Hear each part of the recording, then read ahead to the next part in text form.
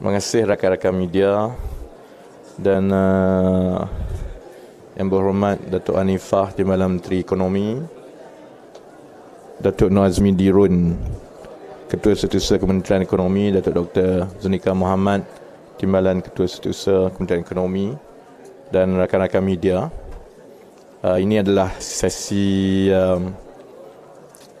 reaksi media yang pendek selepas pembentangan kajian separuh penggal Rancangan Malaysia Kedua Belas oleh Yang Berhormat Perdana Menteri sebentar tadi. Rancangan Malaysia Kedua Belas dibentangkan di Parlimen tahun 2021 dan selepas sahaja pembentangan itu banyak perkara yang telah berubah. Pertamanya ialah kerana semasa ia dibentangkan pun negara masih lagi belum keluar dari kemeluk COVID dan kesan kepada ekonomi negara seperti yang telah dihuraikan oleh Yang Berhormat Datuk Seri Anwar tadi adalah besar. Pada masa yang sama, akibat daripada kemeluk COVID seluruh dunia, keadaan ekonomi global semakin mencabar. Perkara-perkara yang mengesani negara, contohnya kenaikan inflasi sebelum ini, di Malaysia semakin reda, tapi di negara-negara lain terus berlaku. Sebab itu kita tengok contohnya tindakan demi tindakan yang mengganggu kelancaran ekonomi global, termasuklah soal harga minyak yang sebenarnya kekal tinggi.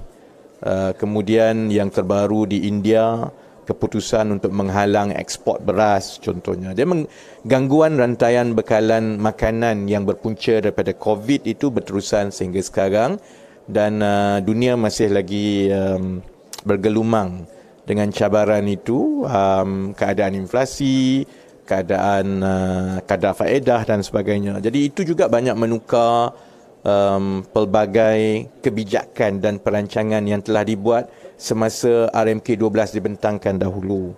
Dan yang mutakhir sudah tentu ialah sejak November yang lalu kita ada pertukaran kerajaan yang baru.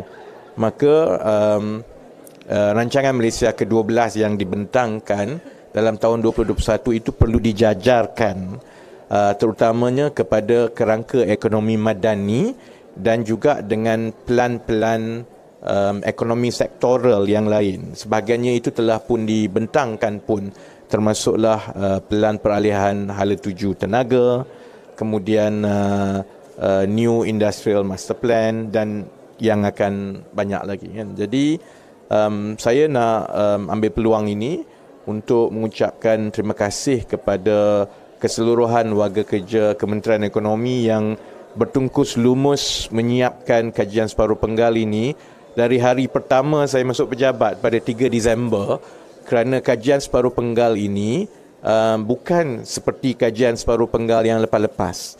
Ia bukan semakan untuk melihat berapa yang telah berjaya dan berapa yang masih lagi dalam pelaksanaan. Ia hampir satu pelan ekonomi dan pelan pembangunan negara yang baru 100%.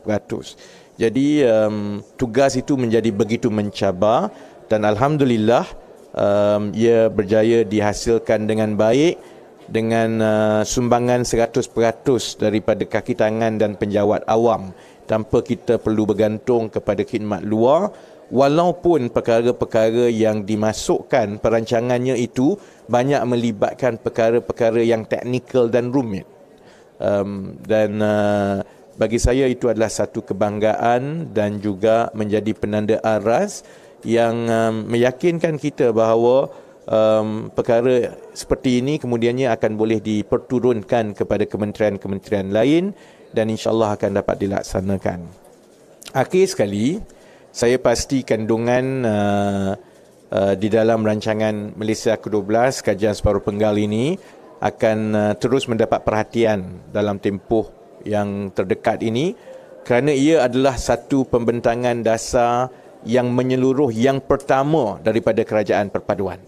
Sebab itu ia mendapat tumpuan kerana sebelum-sebelum ini kalau belanjawan itu hanyalah mengenai perbelanjaan bagi tahun 2023. Kalau kita cakap pasal ekonomi, kerangka ekonomi madani, ia melibatkan ekonomi kan. Kalau pelan peralihan tenaga itu sektoral. Kajian separuh penggal ini adalah perancangan menyeluruh yang memberi gambaran terbaik mengenai bagaimana kerajaan perpaduan ini akan mengubah bukan saja struktur ekonomi, pentadbiran negara kita, tetapi bagaimana ia akan mengesani kehidupan setiap rakyat Malaysia dalam semua aspek. Dan saya galakkan seberapa ramai orang ramai untuk terus meneliti. Kita ada dokumen-dokumen yang pelbagai. Dokumen penuh itu panjang dan tebal. Kita juga akan ada ringkasan, dan selain daripada video dan kandungan dan temu ramah, InsyaAllah kita akan tumpukan tempoh terdekat ini untuk memastikan seberapa ramai rakyat kita memahami dan boleh mengenal pasti bahagian mana di dalam KSP ini yang boleh membawa perubahan yang lebih baik kepada kehidupan mereka. Yang lain itu saya serahkan kepada soalan media. Pasal RMK dululah, kalau ada soalan lain pun. Ya.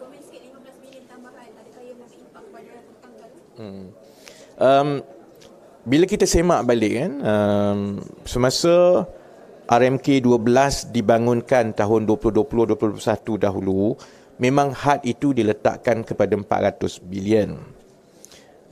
Tapi kita mengambil kira contohnya, banyak perkara-perkara yang betul-betul mengesani rakyat itu yang tidak termasuk di dalam 400 bilion tadi. Contohnya, tumpuan Yang Berhormat Perdana Menteri untuk memastikan tak ada sekolah daif, jalan-jalan dibaiki dengan baik, klinik-klinik daif tak ada.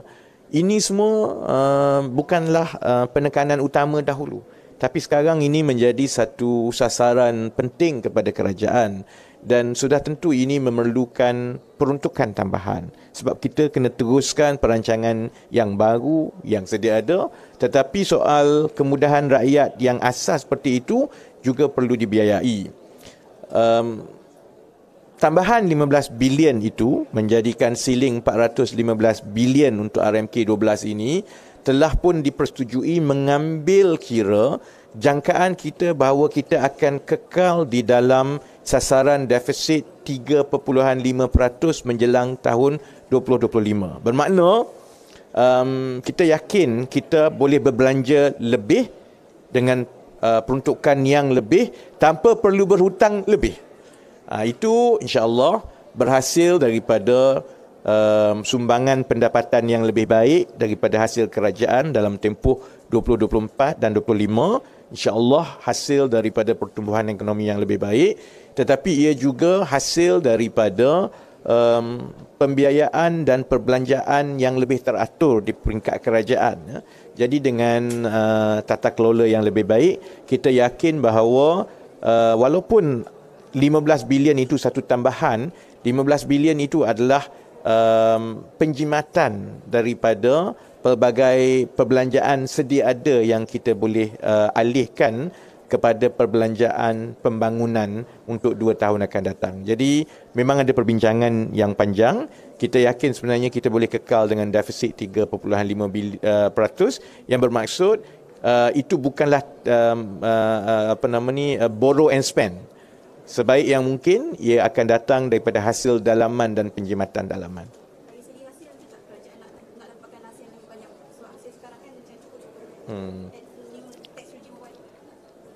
Kalau tengok KSP di bawah bahagian kemampanan fiskal, satu tumpuan kerajaan ialah untuk melebar dan menambah hasil pendapatan kerajaan. Tumpuan kerajaan sekarang ialah untuk membangunkan dan mengoperasikan cukai keuntungan modal, capital gains tax. Jadi sebagai hala tuju dasar fiskal, memang RMK 12 dan KSP ini memberi tumpuan untuk menambah dan menstabilkan hasil kerajaan supaya bukan saja kita dapat hasil yang lebih tinggi, tetapi sumber-sumber hasil itu lebih pelbagai supaya dia lebih mampan. Cuma perincian itu selain daripada yang telah dimasukkan di dalam dokumen KSP hari ini, perincian itu akan datang dalam tahun-tahun yang akan datang kerana ia melibatkan keputusan semasa kerajaan dari semasa ke semasa.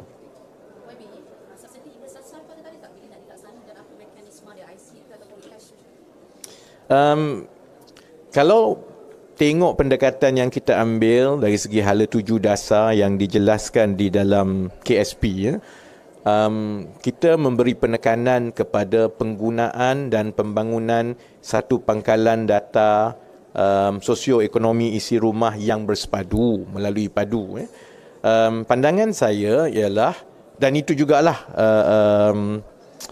strategi yang diambil oleh kerajaan, soal mekanisme untuk mengagihkan subsidi bersasar. Soal itu boleh diputuskan oleh kerajaan pada masa yang sesuai hendak dilaksanakan, kerana itu soal pendekatan.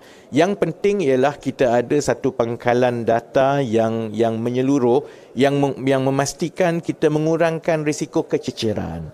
Jadi garis masa pelaksanaannya ialah padu akan mula diuji November 2023 dan insya-Allah rancangannya akan mula dibuka kepada orang ramai untuk pengesahan kedudukan sosioekonomi mereka dalam bulan Januari 2024, dan setelah padu diuji dan telah disahkan dan kita mencapai sasaran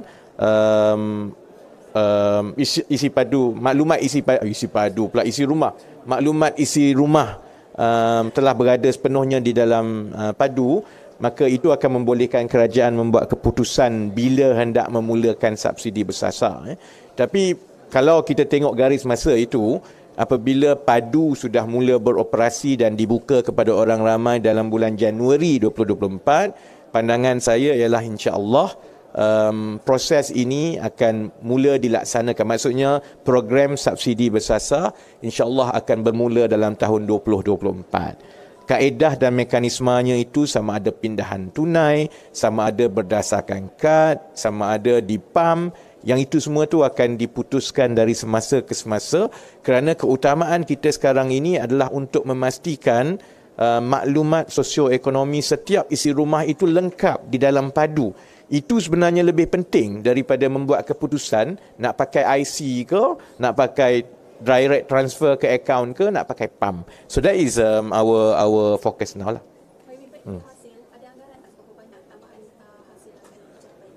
Hasil yang mana?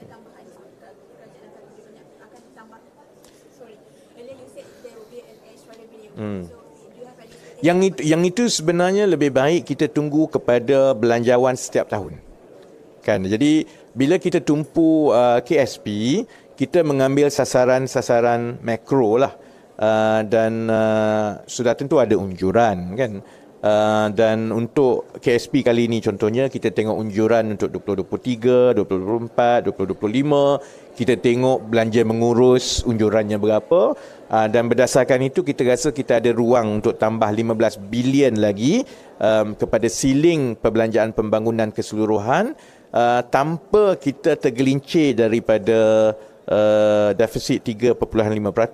Tapi sebaiknya saya ingin mengelakkan daripada memberikan unjuran yang berbeza-beza, kerana kita dah dekat dengan belanjawan bulan depan. Jadi sebaiknya saya ingat lebih baik soal fiskal, iaitu unjuran pendapatan tahunan kerajaan. Soal fiskal ini biar angkanya itu datang satu sahaja secara rasmi daripada Kementerian Kewangan.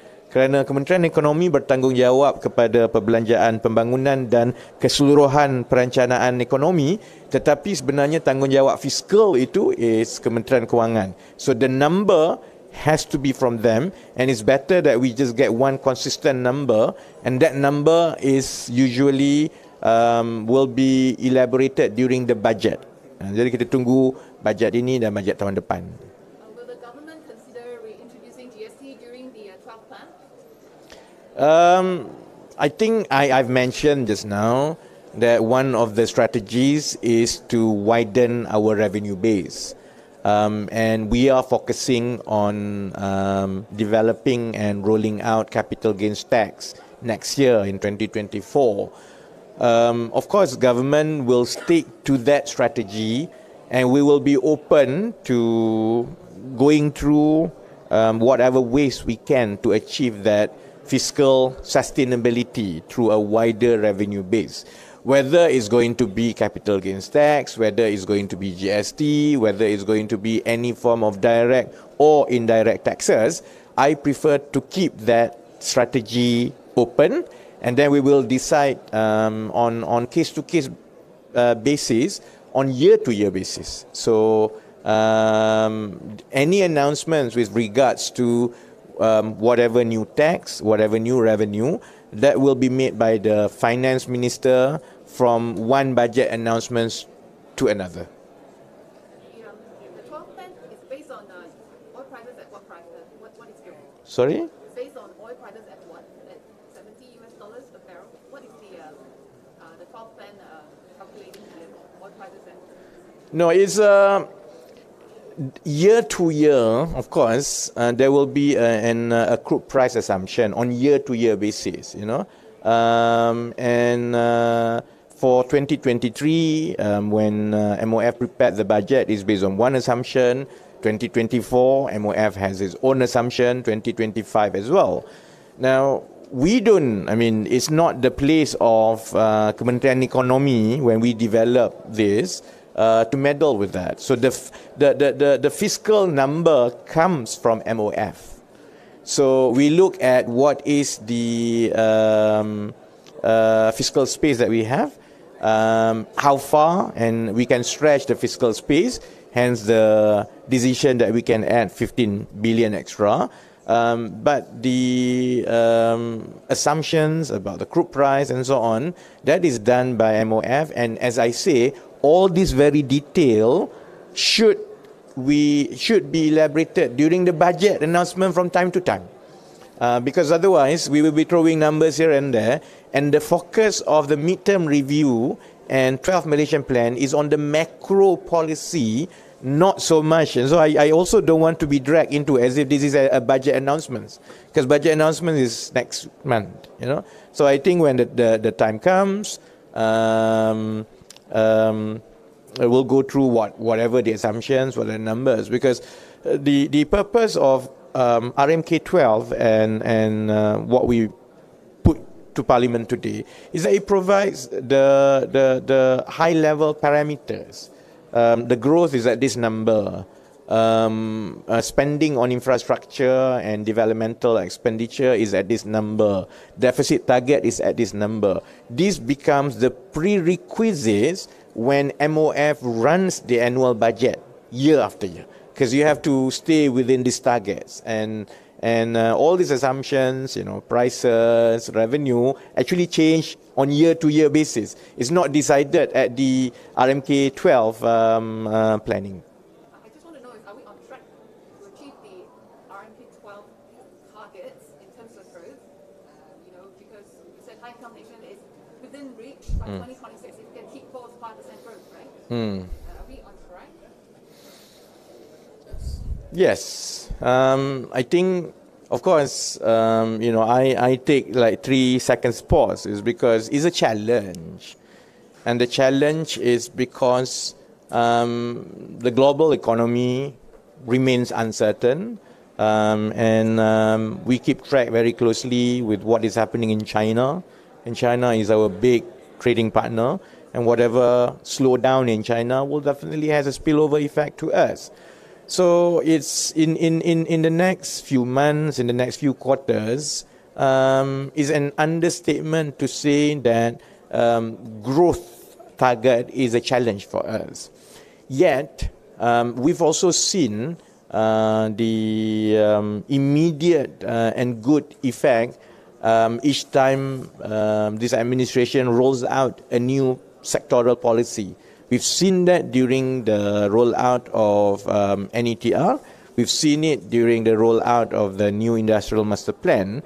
So I also feel that despite all these global challenges, you know, and economic headwinds, there is a lot of interest among investors to come and participate in our new growth narrative. So what we are expecting is that to go through the short-term challenges in the next 6 months, 9 months, and build the foundation for these high-growth, high-value sectors that can bring in new kind of investments in the next 2 years. And the combined effect of this, maintaining the resilience of our existing growth trajectory and building the foundation for the next growth narrative based on the high growth, high value sectors that we've outlined in the document, the combined effect of this will allow us to remain on track to achieve the growth target of RMK 12 by the end of 2025.